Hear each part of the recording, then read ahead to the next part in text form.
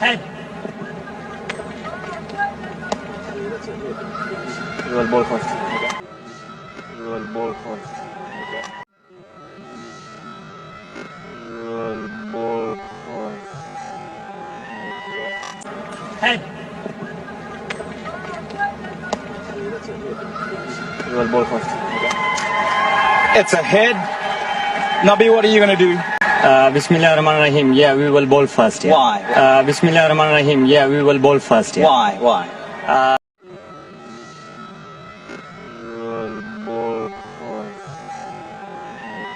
नाजरीन, कल भारत और अफगानिस्तान के दरमियान मैच खेला गया जिसमें कल की फर्स्ट क्लास टीम आज की थर्ड क्लास टीम नजर आई। चाहे फील्डिंग हो, बॉलिंग हो, हर शोबे में अफगान टीम ने इंतहाई नाकिस कारकर्दगी का मुजाहरा किया। राशिद खान जो इंतहाई माहिर बॉलर हैं, वो उनका वो रंग नजर नहीं आया जो बाकी टीमों के खिलाफ नजर आता है। के अलावा मोहम्मद नबी जो कप्तान थे, उन्होंने सिर्फ एक ही ओवर करवाया और मुजीब को बाहर बिठाया गया जो कि एक बेहतरीन बॉलर थे।